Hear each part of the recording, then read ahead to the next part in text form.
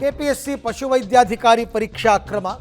ಈ ಅಕ್ರಮಕ್ಕೆ ಸಂಬಂಧಪಟ್ಟಂತೆ ಒಂದು ಹುದ್ದೆಗೆ 80 ಲಕ್ಷಕ್ಕೆ ಬೇಡಿಕೆ ಆರೋಪ. ಆ ಸ್ಟಿಂಗ್ ಆಪರೇಷನ್ ಎಲ್ಲ ಆಗಿತ್ತಲ್ಲ, ಅದರದೇ ಡಿಸಿಎಂ ಪರಮೇಶ್ವರ್ ನಿವಾಸಕ್ಕೆ ಬಂದಿದ್ದಾರೆ ಅಭ್ಯರ್ಥಿಗಳು. ಬಂದು ಅಕ್ರಮ ತಡೆಗಟ್ಟಿ ಅಂತ ಕೇಳ್ಕೊಂಡಿದ್ದಾರೆ.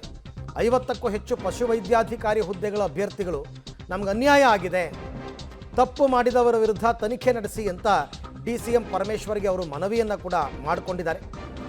ಪರಮೇಶ್ವರ್ ಅವರು ಕೂಡ ಆಯಿತು, ನಾವು ಇದ್ರ ಬಗ್ಗೆ ತನಿಖೆ ಮಾಡ್ತೀವಿ ಅಂತ ಭರವಸೆ ಕೊಟ್ಟಿದ್ದಾರೆ. ಪರಮೇಶ್ವರ್ ಅವರಿಗೆ ಭೇಟಿಯಾಗಿ ಮನವಿಯನ್ನು ಕೊಟ್ಟು ನಮಗೆಲ್ಲ ಅನ್ಯಾಯ ಆಗಿದೆ ಅಂತ ಕೇಳ್ಕೊಂಡಿದ್ದಾರೆ. ಸ್ವಲ್ಪ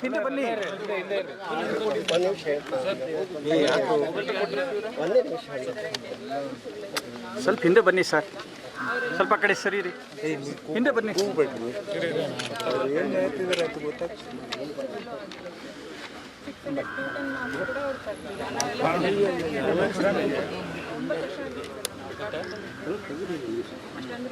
ಈಗ ಸಿಕ್ತಿದೆ ಫೈನಲ್ 3 ಡೇಸ್ ಅಷ್ಟೇ ಖುಷಿ ಆಗಿದೆ. ಆಲ್ರೆಡಿ ಕೇಸ್ ಹಾಕ್ಬಿಟ್ಟು ಮತ್ತೆ ತಡೆ ಮಾಡಬೇಕು, ಸಿಐಡಿ ತನಿಖೆ ಮಾಡಬೇಕು ಅಂತ ಮಾಡ್ತಿದ್ದಾರೆ. ತನಿಖೆ ಮಾಡಿ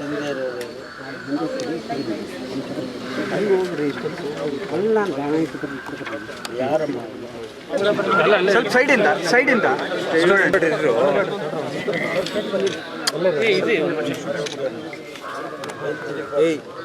ನಾವೆಲ್ಲರೂ ಇಲ್ಲಿರೋ ಎಲ್ಲರೂ ಸೆಲೆಕ್ಟೆಡ್ ವೆಟರ್ನರಿ ಕ್ಯಾಂಡಿಡೇಟ್ಸ್ ಇದ್ದೀವಿ.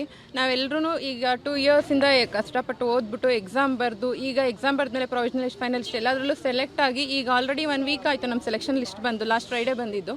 ಸೊ ಸೆಲೆಕ್ಷನ್ ಲಿಸ್ಟ್ ಬಂದಮೇಲೆ ಇನ್ನೇನು 1 ಮಂತ್ 1.5 ಮಂತಲ್ಲಿ ಆರ್ಡರ್ ಕಾಪಿ ಕೊಡ್ತಾರೆ ಅಂತ ನಾವು ಸಿಂಧುತ್ವಕ್ಕೆಲ್ಲ ರೆಡಿ ಮಾಡ್ಕೋತಿದ್ವಿ. ಅಷ್ಟರಲ್ಲಿ ಯಾರು ಸೆಲೆಕ್ಟ್ ಆಗಿಲ್ಲ, ಇವಾಗ ಏನು ತನಿಖೆ ಮಾಡಬೇಕು ಅಂತಿದ್ದಾರೆ, ತನಿಖೆ ಮಾಡಲಿ. ಅದಕ್ಕೆ ನಮ್ಮ ಏನು ಅಪೋಸಿಷನ್ನು ಇಲ್ಲ, ಯಾಕಂದರೆ ನಾವು ಕ್ಲೀನ್ ಇದ್ದೀವಿ, ಅದು ನಮಗೆ ಗೊತ್ತು. ಅವ್ರು ತನಿಖೆ ಮಾಡಲಿ. ಬಟ್ ಏನಂದರೆ ನಮ್ಮ ರಿಕ್ವೆಸ್ಟ್ ಏನು ಅಂದರೆ ನಮ್ಗೆ ಆರ್ಡರ್ಸ್ ಕೊಡಿ, ಕಂಡೀಷ್ನಲ್ ಆರ್ಡರ್ಸ್ ಕೊಟ್ಬಿಡಿ, ನಮಗೆ ಪ್ರೋಸೆಸ್ ಮುಂದುವರಿಸಿ ನಮಗೆ ಆರ್ಡರ್ಸ್ ಕೊಟ್ಬಿಡಿ. ನಾವು 10 ವರ್ಷದಿಂದ ವೆಯ್ಟ್ ಮಾಡಿ ಬರ್ದಿರೋದು ಎಕ್ಸಾಮ್ ಇದು. ಮಾತಾಡಿ ಮೇಡಮ್, ಮಾತಾಡಿ. ಎಷ್ಟು ಜನ ಮೇಲೆ ಎಫ್ ಐ ಆರ್ ಆಗಿದೆ ಮ್ಯಾಮ್? 29 ಮೆಂಬರ್ಸ್ ಮೇಲೆ ಆಗಿದೆ ಮ್ಯಾಮ್. ಒಟ್ಟು ಎಷ್ಟು ಜನ ಇದ್ರಿ ನೀವು? 329 ಮೆಂಬರ್ಸ್ ಇದ್ದೀವಿ. 29 ಮೆಂಬರ್ಸ್ ಮೇಲೆ ಎಫ್ ಐ ಆರ್ ಆಗಿದೆ. ಇನ್ನು 300 ಮೆಂಬರ್ಸ್ ಲೈಫ್ ಇದೆ ಮ್ಯಾಮ್ ಇದರಲ್ಲಿ. ಉದ್ದೇಶ ಆದರೆ ಏನು ಮ್ಯಾಮ್? ಕಾಂಟ್ರಾಕ್ಟ್ ಇವಾಗ ಕಾಂಟ್ರಾಕ್ಟ್ ಅಂತ ಮಾಡಿದ್ದಾರೆ ಮ್ಯಾಮ್. ಈಗ ಕಂಡೀಷನಲ್ FD ಮೇಲೆ ಕಾಂಟ್ರಾಕ್ಟ್ ಅಂತ ಮಾಡಿದ್ದಾರೆ. ಇವಾಗ ನಾವು ಜಾಬ್ ತಗೊಂಡ್ರೆ, ನಮ್ಮದು ಆರ್ಡರ್ಸ್ ಬಂದರೆ ಅವ್ರನ್ನ ಡ್ಯೂಟಿಯಿಂದ ತೆಗೆದುಬಿಡ್ತಾರೆ. ಸೊ ಅದೊಂದು ಇಟ್ಕೊಂಡು ನಮ್ಮನ್ನು ಡಿಲೇ ಮಾಡಿ ನಮ್ಮದು ಪ್ರೋಸೆಸ್ ಏನಿದೆ.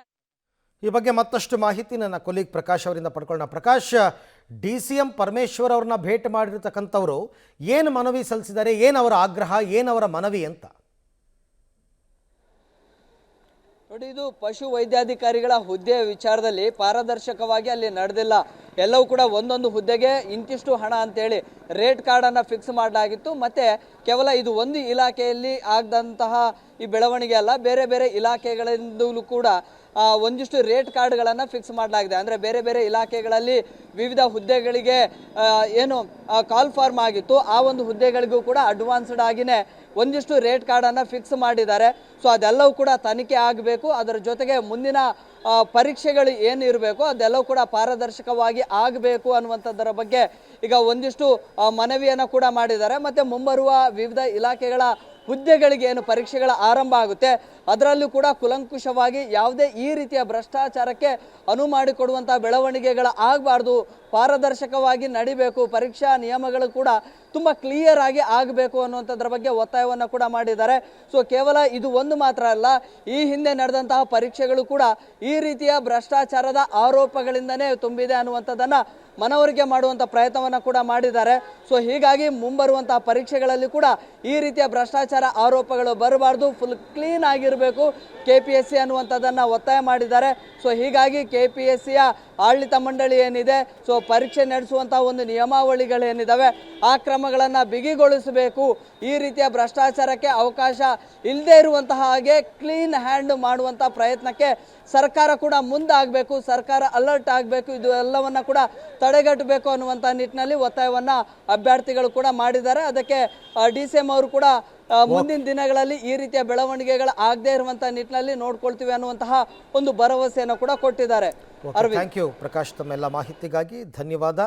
ಸರ್ಕಾರ ಏನು ಕ್ರಮ ತಗೋಬೇಕು ಅದನ್ನು ತಗೊಳುತ್ತೆ, ಅದರ ನಡುವೆನೂ ಇಂಥ ಅಕ್ರಮಗಳು ನಡೀತಾನೆ ಇರುತ್ತೆ, ಏನೂ ಮಾಡೋಕ್ಕಾಗಲ್ಲ.